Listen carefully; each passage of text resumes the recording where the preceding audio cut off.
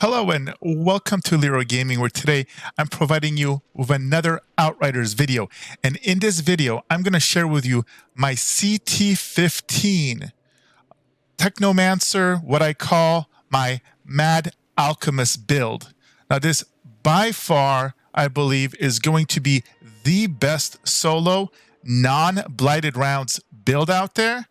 And arguably, I think that this may be the best grouping build in the game. In this video, I'm going to go over all the gear with you. We're going to go over the skill nodes. I'm also going to explain to you why I think this is the best, including a full CT15 playthrough with commentary in 11 minutes and 31 seconds. I will also go over the actual damage breakdown statistics for the match, so you can see what mods are doing what damage, why this is so effective. It's going to be amazing. Make sure to check it out.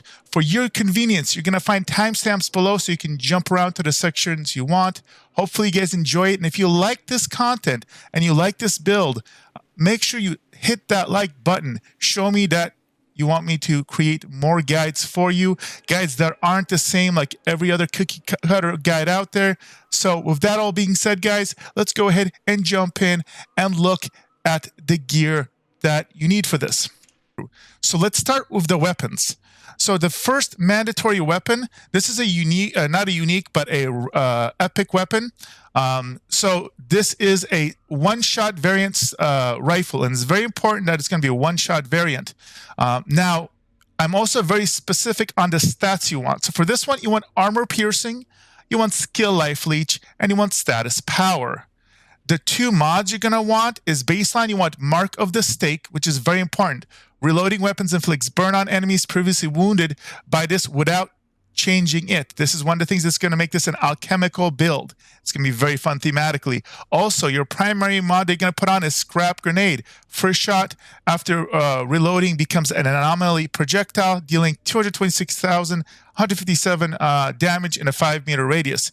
Now, not everybody knows, but mods, everything, all damage from mods as well as skills is impacted by anomaly damage.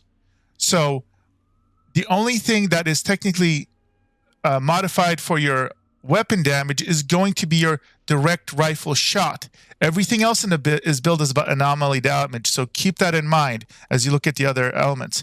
Now your second weapon, and this is also very specific, and the secret to this build is the Molten Aidola. It is a unique single clip size rifle. It has crit damage, healing received, and long range damage. This is not as optimal, but you can't change these stats. But what does matter are these two mods. So it comes with Ravenous Locust. Shots create a swarm of locusts dealing, in my case, 258k damage over 10 seconds, and very importantly, causes weakness to enemies remaining within a 6-meter radius of the target. It's an 8-second cooldown, and very importantly, we're going to match up with Moaning Winds. Reloading creates a strong blast around you, dealing 387,000 damage to all enemies within 8 range meter, and very importantly, as you notice, also has an 8-second cooldown. You'll see why this is important in the playthrough. Finally, very important, guys, Torment and Agony. Why is this mandatory? Dad joke incoming, guys. Well, because the monsters are, simply put, going to suffer nothing but torment and agony. All jokes aside, this is completely not unnecessary. I thought this was cool thematically. You're never going to need this, but I don't know. I love the name, and it goes with the theme. All right, so those are the weapons. Now, let's go ahead and look at the armors. The first piece of gear that I start with is the Cranium of a Lost Creature. It has Anomaly Power, Cooldown Reduction, and Skill Life Leech. Now, as overall stats, just so that you know, for all 5 pieces, you're going to notice we always need Anomaly Power as the primary. And then pretty much everything, you're going to have a combination of Skill Life Leech, Cooldown Reduction. Those will be variables, and everything except this piece right here is also going to have status power. Status power is going to be is technically you want it on every pieces. The reason I have this gear is it allows me to add 2, 3 tier mods, and it comes with power assimilation. Power assimilation is very important because it's going to boost your anomaly damage by a lot for each elite present out there. And on the higher CTs, it's not uncommon to have 2 or sometimes even 3 bosses around there. And so this is going to create a ton of anomaly for you. And then Euthanizer deals 25% more damage against enemies afflicted by toxic. This is super powerful because your turret is going to be putting toxic on just about everything. Huge buff for the build. Next, your chest piece. You're going to want Anomaly power, cooldown reduction, and status power. The first piece of, again, mandatory pieces of mods is the Hail Shot. Now, this is going to increase the turret's damage based on your status power. This is huge. Do not underestimate how much damage your cryo turret's going to do. When we look at the stats for the match later, you're going to see just what a huge portion of damage this is. And also mandatory Icicle Storm, Cold Snap, killing enemies when frozen by the skill are going to make them explode like popcorn shrimp for 252k damage in a 5-meter radius. You're going to see in a playthrough. This is just going to make everything blow up around you. Next, we have another epic custom rolled piece of gear, Anomaly, Status Power, and Life Skill Leech. You're going to want Not Impressed on here. Reduces the damage taken from elites by 25%. Do not underestimate this. And also Ice Trap. Whenever your health drops below 30%, freeze is inflicted on enemies within 10-meter radius, 5-second cooldown. Now, you could technically do other defensive mods on here. I personally really like this because, again, you're going to crowd control if and when you do go below 30%, which kind of goes with your entire theme as well. Okay, next we have the gloves. And so the gloves, again, you're going to notice Anomaly Power, Skill Life Leech, and Cooldown Reduction. You're going to have Radical Therapy as the second mod, the one that you roll on it. This is important. 50% more damage against enemies affected by toxin. Since you're going to, again, all the important elites are going to get by your turrets toxic on it. So it's a flat 15% damage, which is big. Now, I'm using Stand Tall currently as the other mod because it's the one that gives me the best ratio of Anomaly Power and Firepower.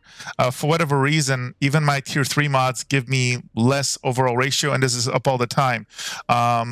I think that as I get more tier 3 mods, I'll probably be able to improve this, but really we don't care that much about firepower. It's okay, but we just want as much anomaly power as possible. And then finally, we're going to have the boots, anomaly power, cooldown reduction, and status power. And this combination here is very, very critical. Untamed Power is one of the secrets of this build. Using skill deals basically 38,000 damage to enemies within 5 meters radius around you. Damage is equal to 30% of your Anomaly Power. Anytime you drop a turret, anytime you do your freeze ability, all of that constantly proccing this. This is going to do AOD damage to basically get rid of the trash. Stuff is just going to die around you automatically. It also causes, skill leech. So it's another way of kind of burst healing. It's like having 3 mini AO heals that kind of sometimes can save you. Now, rejuvenation, the reason I have this is you'll notice I only have one other skill node that's defensive, the 25% damage reduction against elites. So this is so far an ability that has the best ratio of giving me anomaly power while firepower, which doesn't hurt, and at 41,000 armor here. And it's up basically 80% of the time for every 8 out of 10 seconds. I could have gone with, you can go with a more defensive mod that just stacks even more armor, for example, if you're struggling, but you'll notice I don't come close to dying pretty much ever. So this is trying to give you some armor, so you get around 110k armor or so, but you could, if you want to go more glass canny, again, min-max it to get a little more damage. Now, I want to point out also, you'll notice there are no abilities here that are like on kill or on crit, and that has to do with the fact that this is supposed to be group friendly, as I'll discuss later during the narration, how this all works together.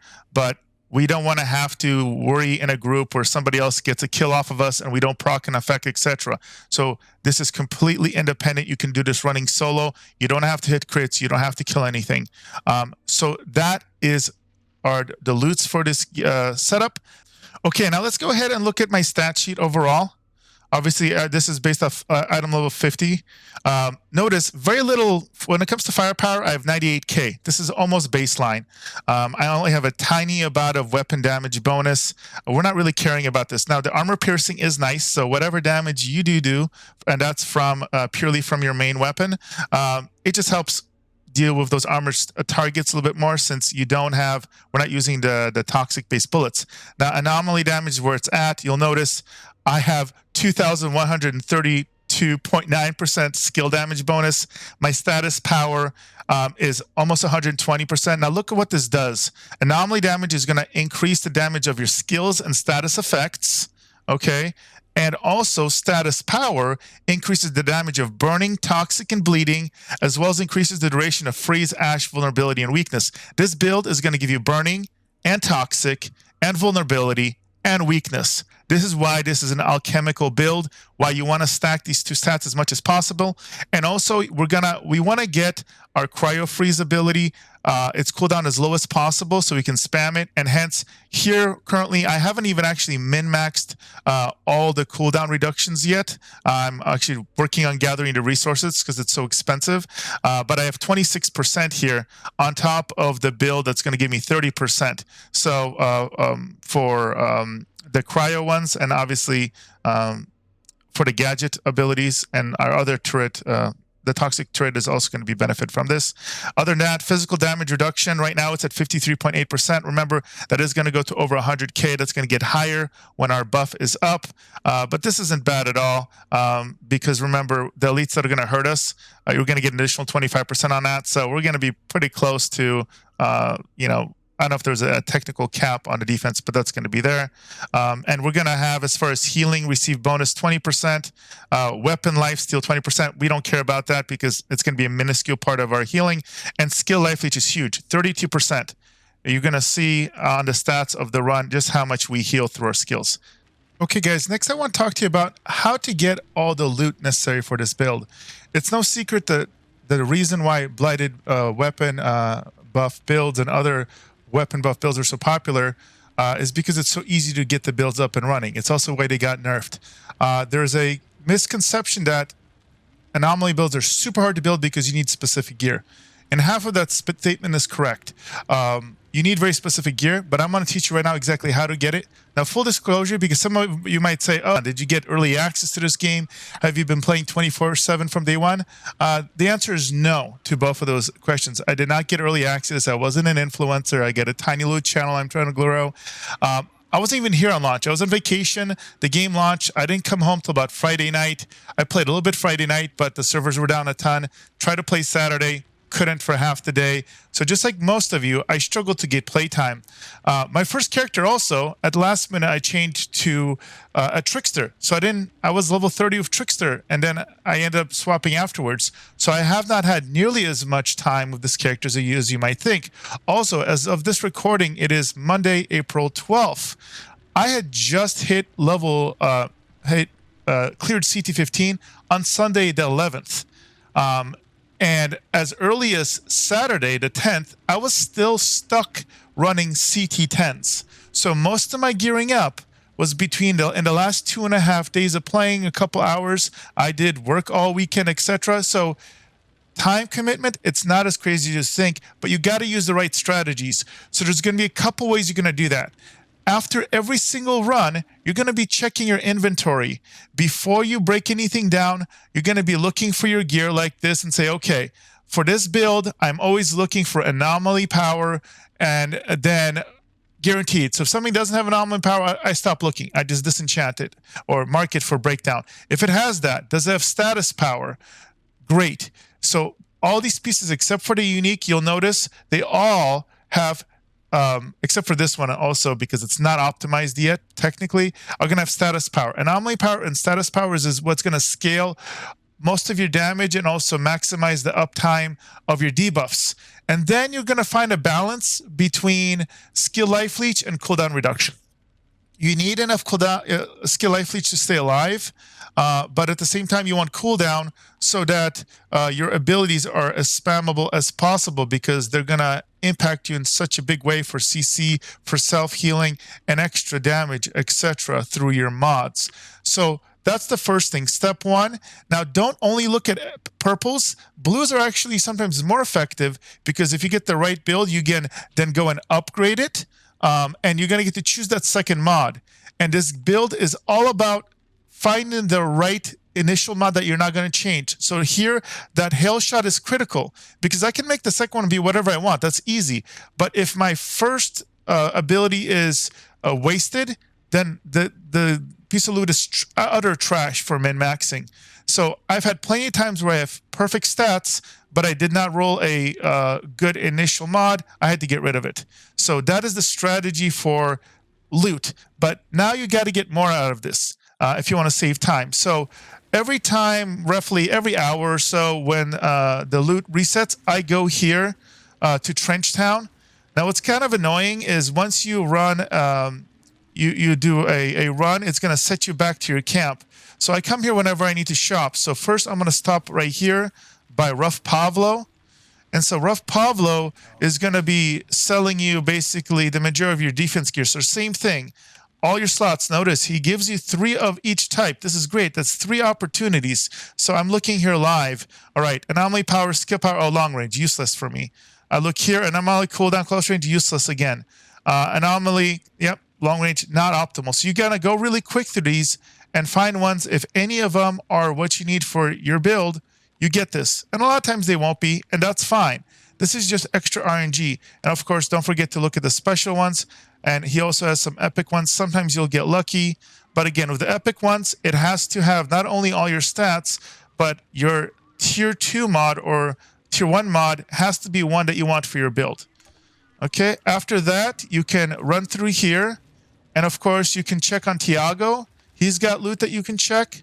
Also, Bailey also is going to have options of the drop pods. That's going to be kind of expensive initially. And then you're going to go over here to this guy here. And for him, he's going to have all your weapons. So let's take a look. Now, again, you're only rolling for one weapon. And you're going to want a rifle. It has to either start as a one-shot or you can turn it into a one-shot. And again, you're looking for those stats, the armor, penetration. You're going to want to, which is kind of a luxury. Status power is mandatory for min-max. And then you're going to also want the skill heal to maximize your skill healing. And then you're going to be looking for those secondary, if it's a blue, this could be good. Your tier 1 could be good, but it could be trash too. Remember, you're going to have a chance to roll a tier 2 on here. You're going to, obviously you don't get to change both of this. So it has to, the tier 2 or the tier 1 has to be one that you want for your build. So that's how you're checking. Now, one final tip for when you are already CT15, you're going to end up swimming in drop pods, but like you're going to be low on money and other resources. You can go to Tiago and you can sell your drop pods to get unlimited other resources. So look at me. I'm sitting at 661,000. Look at this. I'm maxed out on money. So you can go and sell drop pods for a ton of money and then buy titanium. So, you know, right here, I'm just, oh, that's actually selling. You can, sorry, you buy it from Bailey. But this is the only area you can sell drop pods, max out your money for buying from the vendors.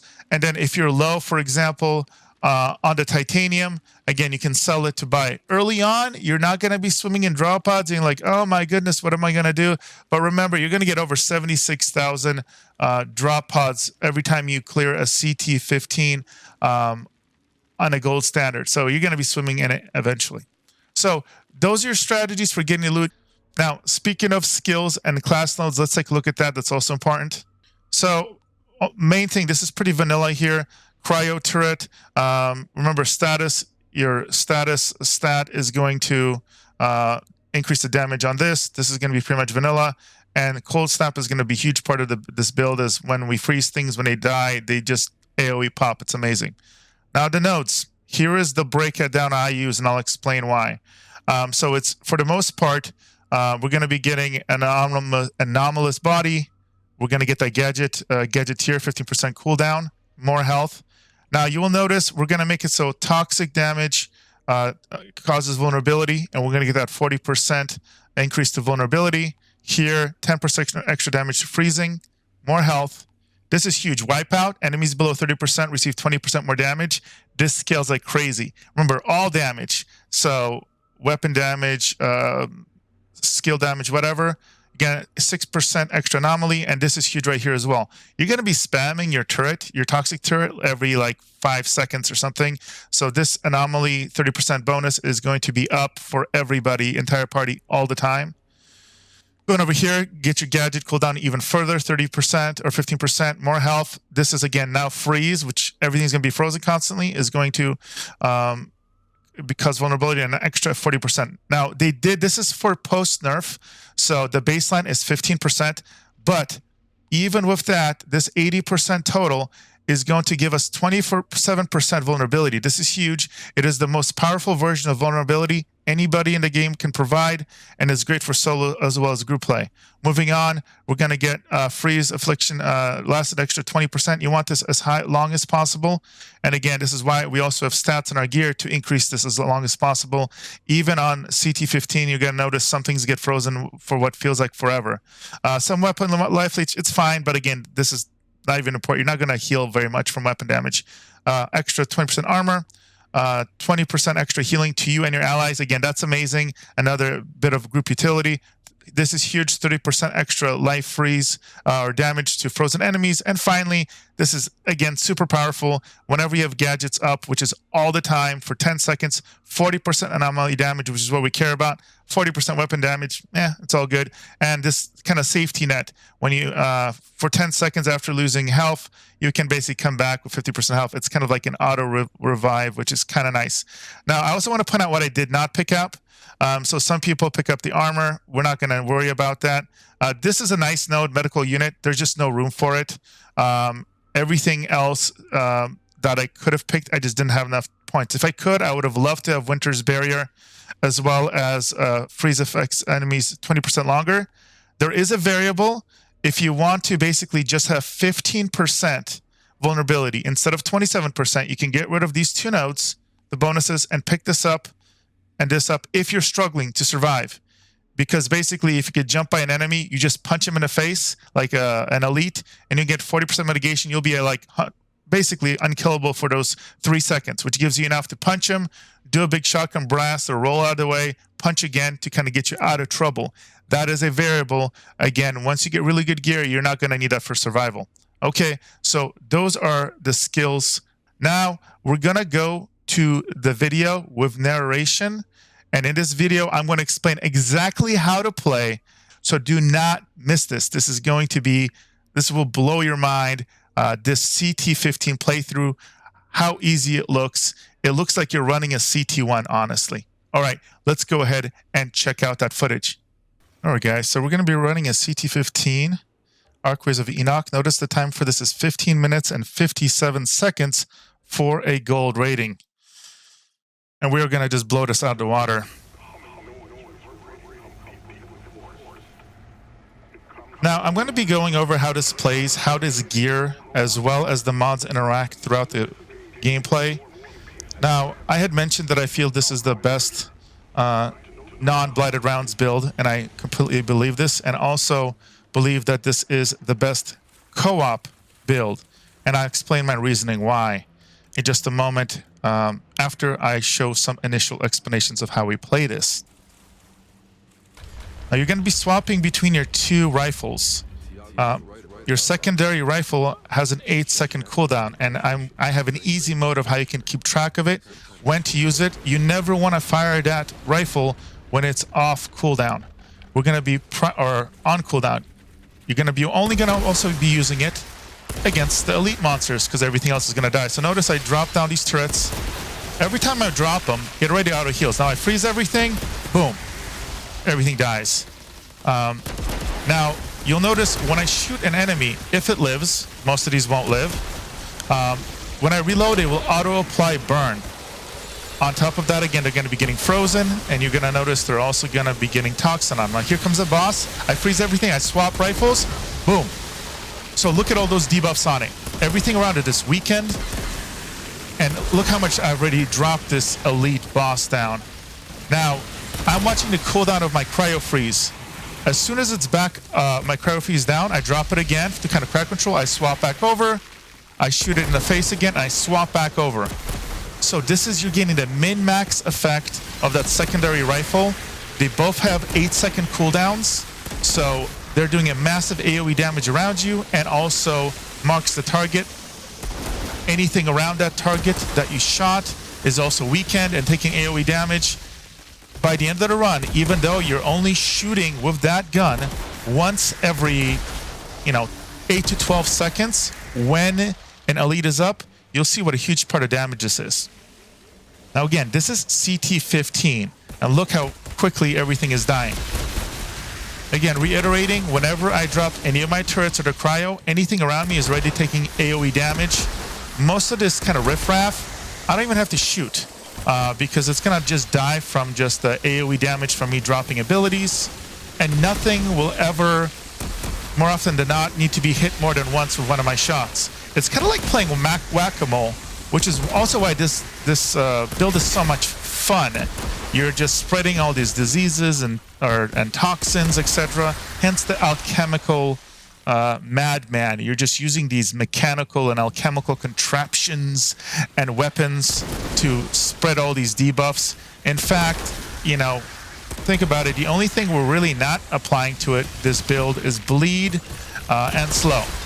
You're going to be freezing. You're going to be putting vulnerability. You're going to be adding weakness to the things that matter that could actually damage you, and the toxic damage and fire damage.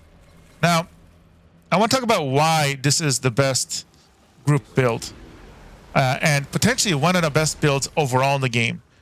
The first criteria any build has to be able to carry its own weight and do a lot of damage. And as you'll see, this build does that in spades. The second thing that's very important is survival. And again, your self-healing is insane on this. Very easy to survive. So it's not a glass cannon build, but yet it does damage in line with those builds. Next, for group and solo play, I wanted to make sure not to be reliant on kill shots, first of all. Now, in solo play, that doesn't matter, but how many times have you played at a Blighted round builds or ammo build and you're relying on kill shots and you're, well, when we were able to play, in co-op, how many times did somebody else get a kill shot and you didn't get your ammo back and you lost your buff and were frustrated? Or you had mods that are really powerful, but they say upon kill. Well, again, we want to get rid of all those inconsistencies. We don't want to penalize group play. So that's why all my mods did not rely on kill shots. Also, especially against monsters, some of these monsters, you'll notice, have very hard hitboxes for crits. When it comes to human beings, it's easy to headshot. But again, you're going to be fighting human beings as well as monsters in this game. And so not relying on crit shots for the majority of damage is huge. So crit shots and headshots, wonderful when you can get them. But I wanted to make sure you didn't need to get clear shots. Now, glass cannon builds struggle in areas like this where you're getting swarmed from all sides. Not this build, because again, you're AoE freezing. Look at it, everything's just dying. You're able to just tag everything one time, more often than not, move on to the next thing, and your incidental damage more often than not will kill whatever's left over after one shot. Now, don't forget, all of that dot damage, your bleed, your fire damage, your toxic damage is just healing you constantly. It's like having HOTs, heals over times on you constantly, and all of that is being magnified by that anomaly damage, etc. Now, moving on to why this build is so amazing and godly in group play. The final kind of main rule, or the second to final main rule for being a godly group play, is that it provides utility and buffs for the group. And this build has it in spades. There are other builds that do great damage, but they don't really help out the group a lot. So on top of marking things with fire, which, like, if you're playing with a Pyromancer and they have abilities that, you do a bunch more damage based off being marked, you're helping them mark it. So with Pyromancers, this is godly, but on top of it, you're going to give everybody 30% anomaly damage. So if you're going to have a friend that also is an anomaly build, you're going to be helping them tremendously. And for other people, it doesn't hurt. On top of that, you're providing 20% healing to everybody permanently. As you know, self-healing is a huge part of survival. Providing that for yourself and for others cannot be underestimated. Next, debuffs. So debuffs are so key. Again, vulnerability, even though it got nerfed, the reason it got nerfed is because it was so powerful. But even now, 27% extra damage from all sources is nothing to sneeze at, and you're going to have that on absolutely everything, well, everything that survives more than one hit. Also, weakness is important too. I believe that decreases the damage enemies do to you, I want to say 30%. And while this trash that's not a big deal, when you're fighting the elites, that is a big deal. So being able to swap over to that secondary rifle and put that weakness that's going to impact that main target that you shoot, and also anything around it. So sometimes you'll have 2 elites mobbed up on you. That's going to help out. Finally, do not underestimate the power of CC. So because of the stat allocation we have, and the abilities we have, and the cooldown, you're going to be constantly freezing things between your cryo turret, between your cryo drop, which got a huge AoE radius, and so if things are frozen, they're not going to take damage. And again, don't forget, regardless of whether you kill the frozen target or the enemy kills the frozen, or not the enemy, but your companions kill the enemy, in either situation, you're going to notice that it's going to do that AoE blow up effect, where you're just going to chain kill everything. And again, perfect example for me, if you team up with a Pyromancer that also have massive AoE and also benefits from you helping them catch everything on fire, this is just absolutely monumental. I love this part. Check it out. AoE freeze, AoE dead, AoE dead. Everything's just dying. Okay, swapping over. And so this is an example where you have 2 tough enemies together. There we go.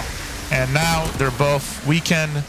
They're already taking a ton of damage. You'll be able to dance around, drop your turrets.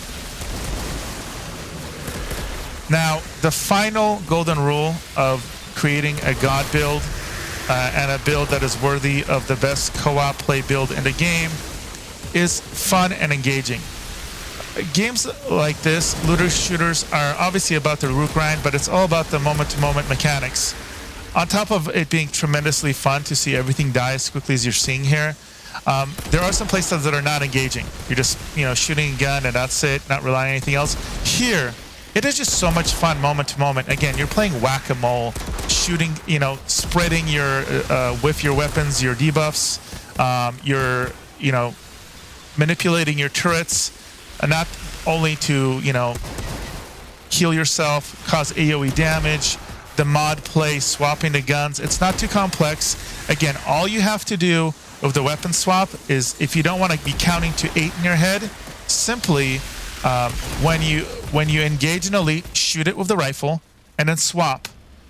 If you have high cooldown reduction, your cooldown on your cryo ability, that middle ability, is going to be about 12-13 seconds. At that point, what you can do is, as soon as it goes off cooldown again, swap over to the rifle. You're past 8 seconds. Use it again and swap back over. So that's kind of if you want to be safe. If you want to get really good at the game, you can, in your head, again, cut it closer and swap over every 8 to 10 seconds when fighting elites, just like as I did right there. Swap back over, and then go back to your main gun. Now again, you obviously don't, the error you could make is using your secondary rifle more than once every 8 seconds, because those mods are going to be useless when you're not, when they're on cooldown. This is why you need that primary weapon. Now again, these are crazy high health mobs. Look at that mother, how close to death it is already. And again, we're swapping around. We're fighting 2 at a time, so taking advantages of those weakness debuffs. The freeze is going off. Constantly self-healing. I'm not even worried about the trash about us. It's just dropping dead for us.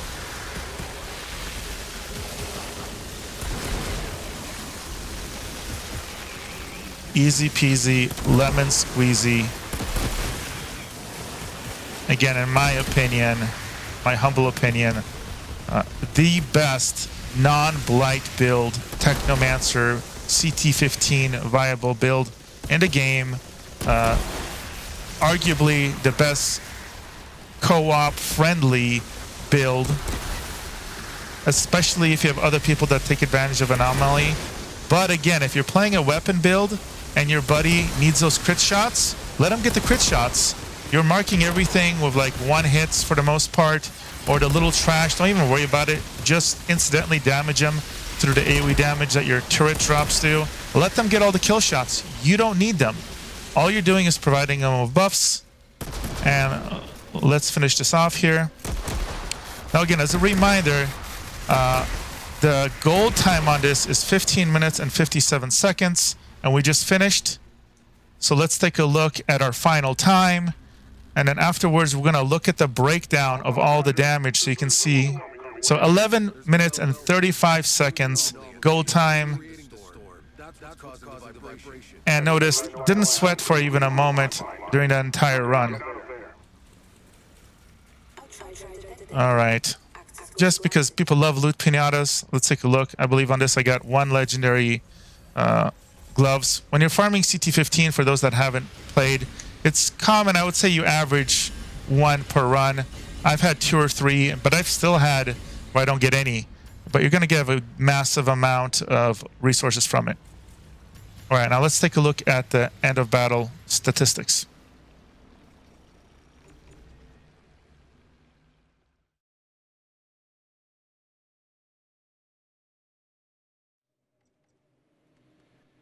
All right, so starting with general statistics, damage dealt in 11 minutes and 35 seconds, 146 million.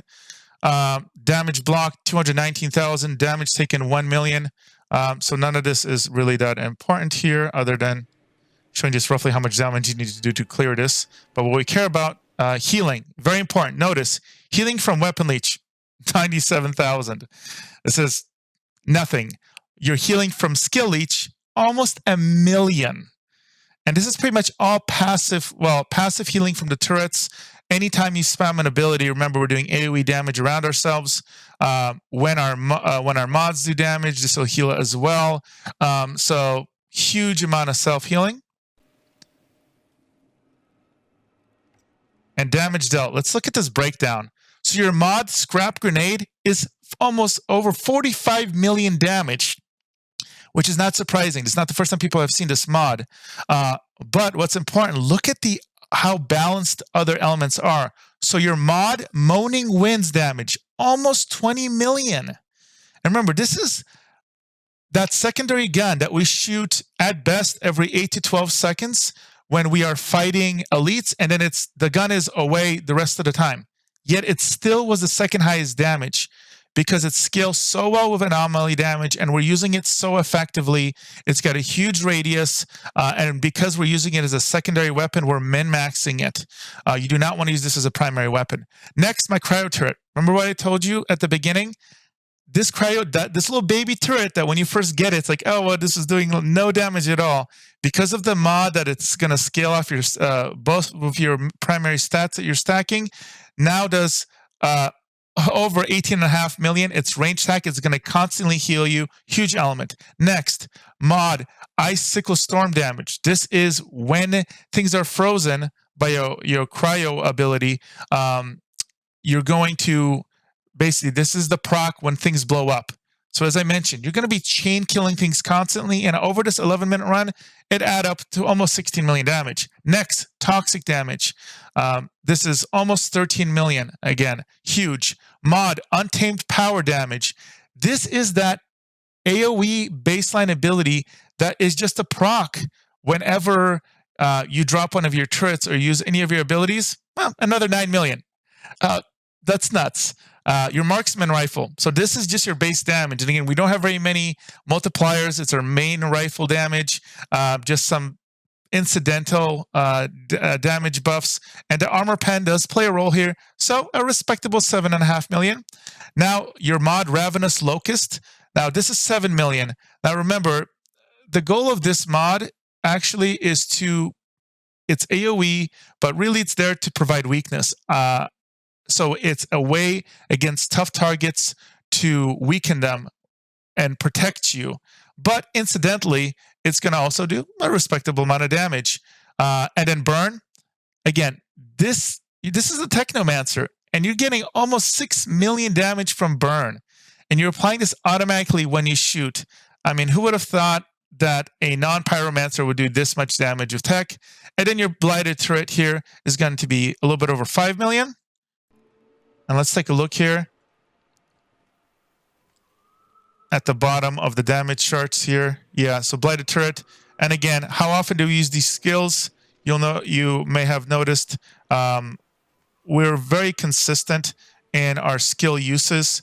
We're going to be using blighted turret 44 times, cryo turret 31 times, and cold snap 27 times. So because of that huge cooldown on cold snap, it's still getting used consistently.